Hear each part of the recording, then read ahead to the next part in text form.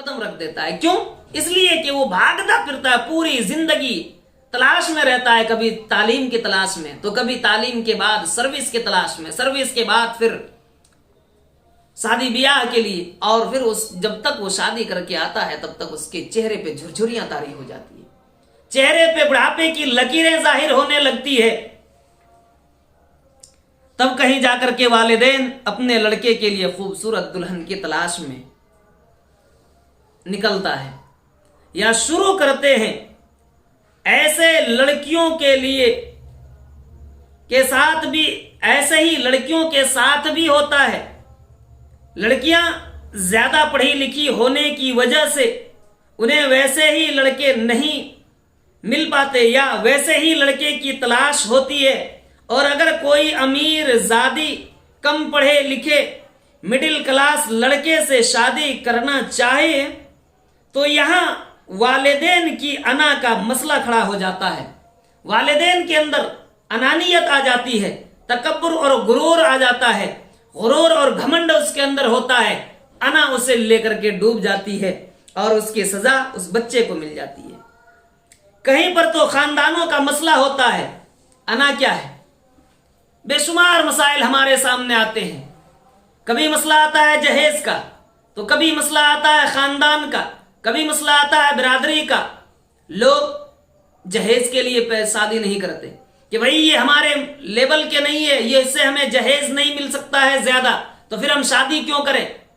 یا اسی طریقے سے یہ سوچتے ہیں، یہ مانسکتا ہوتی ہے کہ اگر برابر کے مل گئے، جہیز بھی مل گیا، لڑکی بھی خوبصورت مل گئی، لیکن خاندان حسب و نسب والا نہیں ہے، اچھے خاندان والے بھی نہیں ہے، اچھے خاندان والے بھی مل گئے لیکن دقت کیا ہے؟ برادری کے نہیں ہے. کئی مسئلے سامنے آتے ہیں. ہمارے یہاں کیا ہے؟ برادری، لوگ برادریوں میں بٹے ہوئے ہیں کہ ایک برادری دوسرے برادری سے شادی کریں گے. انصاری ہے، انصاری سے شادی کریں گے. انصاری پٹھان سے شادی نہیں کر سکتا، پٹھان انصاری سے شادی نہیں کر سکتے ہیں، رشتہ نہیں کر سکتا ہے، خان پٹھان سے رشتہ نہیں کر سکتا ہے. یا ان کے علاوہ دیگر اور جو برادریوں میں ہم تقسیم کر کے رکھے ہیں، ان برادری میں ایک برادری دوسری برادری سے شادی کرنے کو تیار نہیں ہے. یہ رسم اور یہ رواج ہمیں توڑنے کی ضرورت ہے، اسے ختم کرنے کی ضرورت ہے. تب جا کر کے ہمارے معاشرے میں اصلاح ہو سکتا ہے، ہمارا معاشرہ اچھا بن سکتا ہے، ہمارے بچوں کی شادیاں جلدی ہو سکتی ہیں. اور اگر ہم نے ایسا نہیں کیا تو یقیناً یہی چیزیں آگے بڑھ کر کے ایک ناسور بن جاتی ہے اور ایک مہلک بیماری بن جاتی ہے. جبکہ اللہ سبحانہ و تعالیٰ نے لوگوں کو برادریوں میں بانٹا ہی نہیں، خاندانوں میں بانٹا. ہم جس طریقے سے برادری میں بانٹ رہے ہیں یہ برادری نہیں ہے. اللہ نے جس برادری کا ذکر کیا ہے اس برادری کا کلام مقدس کے اندر آپ اٹھا کر کے دیکھیے، سورہ حجرات آیت نمبر 12 کے اندر اللہ نے فرمایا، یا ایھا الناس انا خلقناکم من ذکر و انثی وجعلناکم شعوبا وقبائل لتعارفوا. اللہ رب العالمین فرماتا ہے کہ اے لوگو، ہم نے تمہیں ایک مرد سے ایک عورت سے پیدا کیا، ایک باپ سے ایک ماں سے ہم نے پیدا کیا. ہم نے تمہیں حضرت آدم علیہ السلام اور حضرت حوا علیہ السلام سے تمہاری تخلیق کی، تمہیں پیدا کیا، اور پھر پیدا کرنے کے بعد ہم نے تمہیں قبیلوں میں تقسیم کر دیا، تمہیں ہم نے قبیلوں میں بانٹ دیا، ہم نے تمہیں برادریوں میں بانٹ دیا، خاندانوں میں بانٹ دیا. اور جو برادری ہم انصاری لگا رکھے ہیں یا دیگر اور برادریوں کا نام لے کر کے ذکر کرتے ہیں، یہ صحیح معنوں میں برادری نہیں ہے، بلکہ برادری اللہ نے ذکر کیا وہ خاندان کا ذکر کیا ہے کہ ہم نے تمہیں خاندانوں میں بانٹ دیا ہے. کیوں؟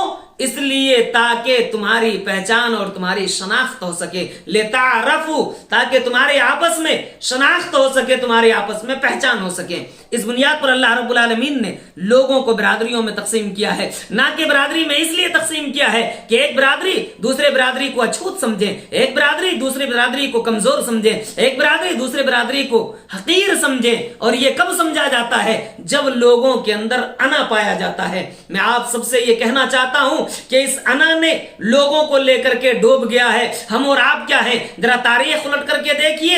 جس کے اندر بھی انانیت آئی، جس کے اندر بھی انا پیدا ہوا، جس کے اندر بھی غرور اور گھمنڈ پیدا ہوا، تو اس غرور اور اس گھمنڈ نے اسے چور چور کر دیا ہے، اسے ہلاک اور برباد کر دیا ہے. تاریخ شاہد ہے، کلام مقدس کی آیات شاہد ہیں، اللہ رب العالمین کے فرمان شاہد ہے. اللہ سبحانہ و تعالیٰ نے ارشاد فرمایا کہ جب حضرت آدم علیہ السلام کی تخلیق اللہ نے کی, فرشتوں کو حکم دیا کہ او میرے فرشتوں جاؤ حضرت آدم علیہ السلام کے سامنے سجدہ کرو. حضرت آدم علیہ السلام کے لیے سجدہ کر لو. فرشتوں نے سجدہ کی حضرت آدم کے لیے, یا حضرت آدم کے پاس آ کر کے تمام فرشتوں نے سجدہ کیا سوائے ابلیس نے. اللہ سبحانہ و تعالیٰ نے ابلیس کو جنت سے باہر کر دیا, آسمان سے نیچے زمین پہ ڈال دیا. جب زمین پہ اللہ رب العالمین نے اسے ڈالا تو اس موقع پر اللہ سبحانہ و تعالیٰ نے ابلیس سے سوال کیا پوچھا کہ اے ابلیس بتاؤ تو صحیح کہ تمہیں آخر کس چیز نے منع کر دیا ہے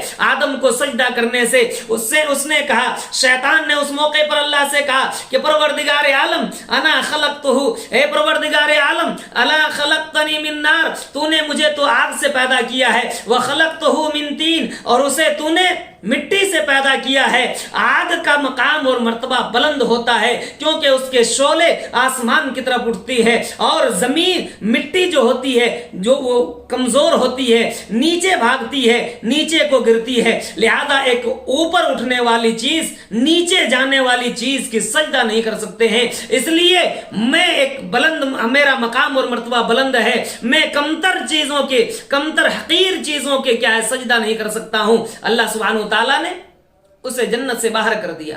ذرا دیکھیے اس کی انا نے کیا فرمایا, انا خلقتنی من طین من نار, کہ پروردگار عالم تو نے مجھے تو آگ سے پیدا کیا ہے. اب یہاں انا کا لفظ استعمال کیا, اس انا نے اسے لے ڈوبا.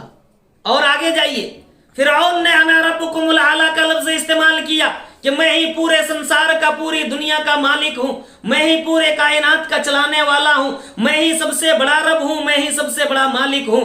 اللہ سبحانہ و تعالیٰ نے فرعون کو دریا میں ڈبو دیا, ہلاک و برباد کر دیا. آج بھی اس کی لاش عبرت نشانی کے لیے اللہ سبحانہ و تعالیٰ نے چھوڑ دیا, آج بھی وہ لاش موجود ہے. تو انا نے اسے غرق کر دیا. فرعون کے اندر جب انانیت پیدا ہوئی تو فرعون کو بھی اللہ رب العالمین نے زمین کے اندر دھسا دیا. شداد کے اندر جب پیدا ہوا تو اسے ایسی موت دی جو دنیا کے لیے عبرت بن گئی. کفار و مشرکین کے اندر جب انانیت آیا, اس کے اندر غرور اور گھمنڈ آیا, تو اللہ سبحانہ و تعالیٰ نے کمزور مسلمانوں کے ہاتھوں میں اسے ایسی شکست دی, قیامت تک لوگ اس کے تاریخ کے صفحات پر دیکھتے رہیں گے. یہ عالم ہے انانیت کا. لیکن ہمارے اندر بھی انانیت آئی, برادری کے, خاندان کے, کہ بھئی ہم اونچے خاندان والے ہیں, اونچی برادری والے ہیں, نیچی برادری سے شادی نہیں کر سکتے ہیں. میرے عزیز اور میرے ساتھیوں, اس انانیت کو ہمیں نکالنا ہوگا, اسے دور جانا ہوگا, تب جا کر کے ہمارے معاشرے کے اندر اصلاح پیدا ہو سکتا ہے. مسئلہ صرف یہی نہیں بلکہ آگے چلیے, آگے مسئلہ آتا ہے جہیز کا بھی مسئلہ کھڑا ہوتا ہے. لڑکیاں تو جہیز کی لعنت کی وجہ سے ساجن کے سپنے سجائے بغیر بابل کے آنگن میں ہی پڑی رہ جاتی ہے. تو دوسری طرف اکثر والدین اپنی بیٹی کے لیے آسمان سے اترتے گھوڑے پر سوار کسی شہزادے کی تلاش میں جان بوجھ کر کے بیٹی کو گھر میں بٹھا کر کے رکھتے ہیں, اور اس کے بعد پھر اس کی عمر اتنی ہو جاتی ہے کہ وہ بیچاری لوگوں کے سامنے آنے سے شرماتی ہے. تو یہ ہمارے ماں باپ کی سوچ اور ہمارے گارجین کی سوچ ہے جس کی وجہ سے آج ہمارے یہاں کے حالات اس قدر بنے ہوئے ہیں.